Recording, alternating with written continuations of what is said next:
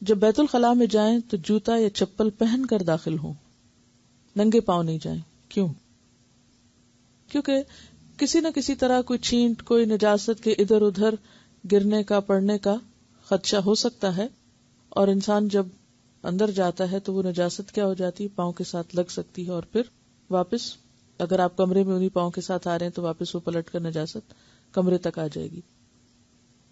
جوتا پہننے سے پہلے جھاڑ لیجیے، خاص طور پر جو لوگ ایسی جگہوں پہ رہتے ہیں جہاں پر بند گھر نہیں ہے اور کیڑے مکوڑوں کے اندر باہر آنے جانے کا خدشہ ہے، کیونکہ جوتا ایک گندی چیز ہے، ایسی چیز ہے جس میں کیڑے مکوڑے جو ہیں وہ آسانی سے جا کر اپنی غذا تلاش کر سکتے ہیں، تو اس لیے جھاڑ کر جوتا پہنیے، خصوصاً اگر وہ بند جوتا ہو تو۔ داخل ہونے سے پہلے یہ دعا پڑھی، اندر جا کر نہیں، داخل ہونے سے پہلے باہر ہی پڑھ لیں، جاتے جاتے رستے میں پڑھ لیں، یہ نہیں کہ وہاں آپ کھڑے ہو جائیں اور پھر پڑھ کے پھر اندر تشریف لے جائیں اور دوسرے لوگ انتظار کر رہے ہوں کہ کب یہ فارغ ہوتے ہیں تو ہم بھی استعمال کریں ٹوائلٹ۔ تو ایسی صورت میں دین کے عمل کو اس طریقے پر نہ کریں کہ دوسروں کے لیے نفرت کا ذریعہ بن جائے کہ تمہاری تو دعائیں ختم نہیں ہوتی ہیں اور دوسروں کو تم نے پریشان کر رکھا ہے، تو یہ امپریشن نہ ملے گھر والوں کو۔ داخل ہونے سے پہلے یہ دعا پڑھ لیجئے، بسم اللہ اللہم انی اعوذ بک من الخبث والخبائث، شروع اللہ کے نام کے ساتھ، اے اللہ بے شک میں آپ کی پناہ چاہتا ہوں ناپاک جنوں اور ناپاک جننیوں سے، کیونکہ گندی جگہ یا نجاست کی جگہ ناپاک جنوں کی پسندیدہ جگہ ہوتی ہیں اور عام طور پر ان جگہوں پر وہ موجود ہو سکتے ہیں، اس لیے ان سے پناہ مانگتے ہوئے اندر جانا چاہیے۔ آپ کو معلوم ہے کہ جادو وغیرہ کے جتنے بھی اعمال ہوتے ہیں وہ عموماً گندی چیزوں کے ساتھ ہوتے ہیں۔ بیت الخلاء میں داخل ہوتے وقت پہلے بایاں پاؤں اندر رکھیے، یعنی لیفٹ پاؤں کو اندر لے جائیں گے اور نکلتے وقت پھر رائٹ باہر نکالیں گے۔ بیت الخلاء میں داخل ہونے کے بعد کی سنتیں، بیت الخلاء میں داخل ہونے کے بعد زمین کے قریب تر ہو کر سطر کھولیں، یعنی تنہائی میں بھی ننگے رہنا پسندیدہ نہیں، الا یہ کہ ضرورت ہو۔ قضاء حاجت کرتے وقت قبلے کی طرف چہرہ اور پیٹھ نہ کریں، خاص طور پر جب کوئی شخص میدان میں ہو، باہر کھلی جگہ پر ہو۔ اگر آپ کے گھر میں ابتدا سے ٹوائلٹ ایسا بن گیا ہے اور وہ بند گھر کے اندر ہے تو کوئی حرج نہیں، لیکن اوپن سپیس میں قبلہ رخ نہیں ہونا چاہیے۔ قضاء حاجت کے وقت باتیں اور ذکر الہی نہ کریں، یہ دو چیزیں منع ہیں، اس سے اللہ تعالیٰ ناراض ہوتے ہیں۔ اب یہ بولنے کی جگہ نہیں ہے، حتیٰ کہ ذکر کی جگہ بھی نہیں۔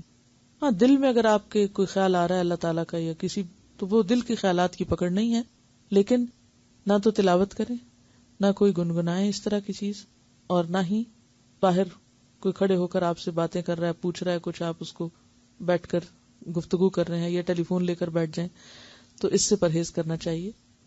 بعض لوگ ریڈنگ شروع کر دیتے ہیں تو یہ بھی پسندیدہ عادت نہیں ہے، علم کی توہین ہے۔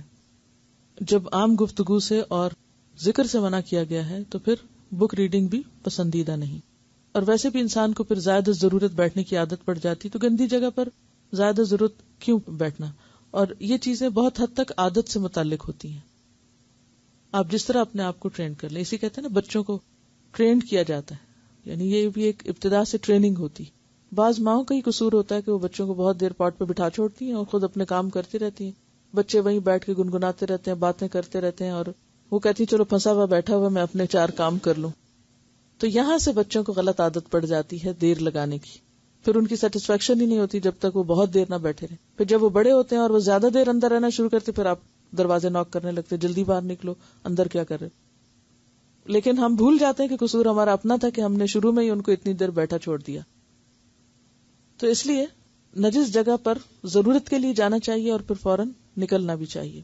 پیشاب کی چھینٹوں سے بچیں، کیونکہ پیشاب کی چھینٹوں سے نہ بچنے کی وجہ سے قبر میں عذاب ہوتا ہے، اور اس کی وجہ یہ ہے کہ وہ ناپاک ہیں، وہ جسم پہ لگی رہیں گی تو نہ عبادت قبول ہوگی، اور عبادت ہی نہیں تو پھر نجات کس کی۔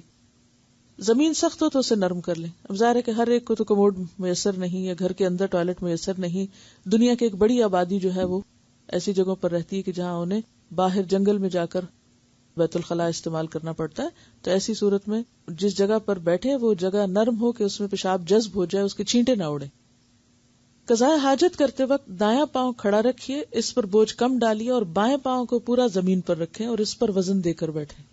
اب آپ دیکھیں کہ نبی صلی اللہ علیہ وسلم نے آخری حد تک طریقہ اور ادب سکھایا ہے. اور اس میں اگرچہ کموڈ پر بیٹھنے سے یہ سنت پوری طرح تو آپ فالو نہیں کر سکتے، لیکن پھر بھی کسی حد تک آپ کر ہی سکتے ہیں کہ دایاں پاؤں اٹھا لیں اور بائیں جو ٹانگ ہے یا بایاں پاؤں جو ہے اس طرف کو اپنا وزن رکھیں. بائیں ہاتھ کی کوہنی گھٹنے پر، ایلبو گھٹنے پر. گھٹنا کہاں ہوتا ہے؟ یہ جو جس کو گوڈا آپ کہتے ہیں، نی، ٹھیک ہے نا. تو نی کے ساتھ اوپر جو جوڑ کے ساتھ ہی جگہ ہے اس پر یہ کوہنی ہونی چاہیے، کیونکہ اس سے آپ کی خاص جگہوں پر پریشر پڑے گا اور اس پریشر سے جسم سے جو اخراجات ہیں ان کی ریلیز کو یعنی ہیلپ ہوگی، یعنی ان کی ریلیز آسان ہوگی. بائیں ہاتھ کی کوہنی گھٹنے پر، ہتھیلی بائیں کان کے نیچے. یہ کان ہے نا، تو کان کے نیچے ہتھیلی، کان کے اوپر نہیں، کان کے نیچے، یہاں اس طرح. اور ہتھیلی کھلی بھی ہو سکتی ہے اور اگر مٹھی بند بھی ہے تو بھی اس جگہ. اگر آپ نے یوگا کی کچھ ایکسرسائز کی ہو یا کبھی یوگا انسٹرکٹر سے کچھ بات چیت کرنے کا موقع ملے تو عموماً آپ نے دیکھا کہ وہ اس حصے کو، جن لوگوں کو اسٹمک کی ایسی تکلیف ہو تو اس حصے کو پریس کرنے کے لیے کہتے ہیں. آپ صلی اللہ علیہ وسلم نے اس حصے کو یہاں ہتھیلی رکھ کے پریس کرنے کو کہا ہے اس موقع پر. رسول اللہ صلی اللہ علیہ وسلم کا کوئی بھی حکم حکمت سے خالی نہیں، کیونکہ آپ کو یہ سب چیزیں بذریعہ وحی سکھائی گئی تھی. جس نے انسان کو تخلیق کیا اسی نے انسان کو حتیٰ کہ اپنے جسم کو صحیح طور پر استعمال کرنے کا بھی طریقہ سکھایا. تو آپ کو یاد رہے جو ہم نے بات کی تھی ویل بینگ کی، اس میں جسمانی اور فزیکل ویل بینگ بھی ہے. تو نبی صلی اللہ علیہ وسلم نے صرف ہمیں کچھ روحانی طور پر ہی ترقی کرنے کا حکم نہیں دیا، یا صرف قرآن میں طلاق اور نکاحی کے مسائل نہیں، بلکہ انسان کی ساری ضروریات حتیٰ کہ ٹوائلٹ میں بیٹھنے تک کے طریقے کو جو زیادہ بہتر اور فطرت کے قریب ہے اور انسان کے لیے فائدہ مند ہے وہ بھی سکھایا. رسول اللہ صلی اللہ علیہ وسلم کا کوئی بھی حکم حکمت سے خالی نہیں. اس طرح بیٹھنے سے اخراج فضلہ میں آسانی ہوتی ہے. پیشاب یا استنجا کرتے وقت پرائیویٹ پارٹ کو دایاں ہاتھ نہ لگائیں بلکہ بایاں ہاتھ لگائیں. ناک صاف کرتے ہوئے بھی بایاں ہاتھ، استنجا کرتے ہوئے بایاں ہاتھ. کسی بھی غلاظت کو اٹھاتے وقت یا ہاتھ لگاتے وقت، کسی بھی مثلا کوئی گدی چیز صاف کر رہے ہیں آپ، تو ان سب چیزوں کے لیے بایاں ہاتھ استعمال کریں. بہت سے لوگ کھانے پینے میں بایاں ہاتھ استعمال کرتے ہیں جو کہ منع ہے. دایاں ہاتھ اچھے کاموں کے لیے، صاف کاموں کے لیے، اور بایاں ہاتھ نجس یا ناپاک چیزوں کے لیے. جب حکم آ گیا تو ما آتاکم الرسول فخذوہ، کوشش کریں بچپن سے بچوں کو ٹرین کریں. ٹریننگ کی بات ہے. جاپان میں لوگوں کو دائیں اور بائیں دونوں ہاتھوں سے لکھنے کی پریکٹس کرائی جاتی ہے. خدا نہ خواستہ زندگی میں اگر دائیں ہاتھ کو کچھ ہو گیا تو بایاں بھی اکولی کام کرنے کے قابل ہو. حضرت عمر رضی اللہ تعالیٰ عنہ دونوں ہاتھوں کو بیک وقت برابر کا استعمال کر سکتے تھے. یہ صرف ٹریننگ کی بات ہے، یعنی مسل ٹریننگ ہوتی ہے. بچپن سے اگر آپ استعمال کرنا سکھا دیں بچے کو تو چاہے وہ لیفٹ ہینڈڈ ہے لیکن وہ دائیں کی بھی پریکٹس کر کے وہ سیکھ سکتا ہے. اور ساری زندگی ایک کام جو نہیں کرنا چاہیے وہ انسان کر کے اپنی نیکیوں میں ہی کمی کر رہا ہے نا. صرف اگر یہ کہہ کے کہ میرے پاس تو رخصت ہے، یہ جواز ہے کیونکہ میں لیفٹ ہینڈڈ ہوں، یہ کوئی جواز نہیں ہے. جس رب نے پیدا کیا ہے وہی رب جانتا ہے کہ انسان کو کیا کرنا چاہیے اور کیا وہ کر سکتا ہے. پھر اسی طرح یہ ہے کہ پیشاب کرنے کے بعد فوراً نہیں اٹھنا چاہیے، تھوڑی سی دیر رکنا چاہیے، کیونکہ فزیکلی یورین جو ہے وہ ایک ہی اسٹریچ میں پاس نہیں ہو جاتا پورا. اگر آپ جلدی کریں گے تو اس میں کیا ہوگا کہ ہو سکتا ہے کہ اٹھنے کے بعد پھر کچھ قطرے جسم سے نکل آئیں اور آپ کے کپڑوں کو یا جسم کو ناپاک کر دیں. اس لیے چاہے مرد ہو یا عورت، دونوں صورتوں میں یورین پاس کرنے کے بعد تھوڑا سا رکنا چاہیے تاکہ آخری قطرے تک بھی باہر آ جائیں.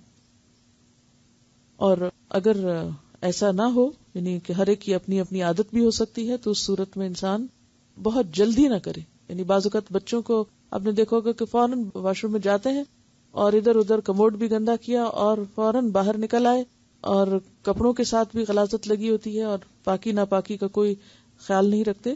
تو جیسے 7 سال کی عمر میں نماز کے لیے کہا جائے تو 7 ان چیزوں کا بتایا جائے. بعض اوقات یہ ہوتا ہے کہ گھر سے باہر جیسے اسکول وغیرہ میں اگر پانی کا انتظام نہیں تو عام طور پر مشکل ہوتی ہے، لیکن پھر بھی کوشش یہی کی جائے کیونکہ ناپاک جسم کے ساتھ عبادت نہیں ہوتی، ناپاک کپڑوں کے ساتھ نماز نہیں ہوتی. تو اس صورت میں پوری احتیاط کی جائے پاکی حاصل کرنے کی. بیت الخلاء سے نکلنے کے وقت کی سنت: بیت الخلاء سے نکلتے وقت پہلے دایاں پاؤں باہر نکالیے اور باہر آنے کے بعد یہ دعا پڑھیے: غفرانک، آپ سے بخشش طلب کرتا ہوں. سوال آپ سے یہ ہے کہ اس وقت بخشش طلب کرنے کی ضرورت کیا ہے؟ کیوں؟ واش روم میں جا کر انسان کچھ دیر اللہ کی یاد یا ذکر سے غافل ہوتا ہے تو باہر آ کر پھر سے بخشش طلب کرتا ہے۔ نبی صلی اللہ علیہ وسلم نے بھی جب دن میں 70 سے 100 بار استغفار کرتے تو صحابہ کرام نے پوچھا کہ آپ کے تو سب گناہ معاف ہیں، آپ کیوں استغفار کرتے ہیں؟ تو آپ نے فرمایا انہ لیغان علی قلبی، میرے دل کے اوپر بھی اس طرح کا اثر آ جاتا ہے، اور یہ ہے کہ وہ وقت جو ہمارا ذکر سے خالی گزرے وہ نقصان ہو گیا نا، تو اس کی کمی کو پورا کرنے کے لیے پھر کیا چیز فائدہ مند ہے؟ استغفار۔ تو باہر نکل کر بھی دعا پڑھنی چاہیے۔ تو گویا یہ جو ہم کہتے ہیں نا کہ اللہ کا ذکر ہر وقت، تو اس سے مراد کیا ہے کہ واش روم جاتے وقت بھی اور پھر نکلنے کے بعد بھی۔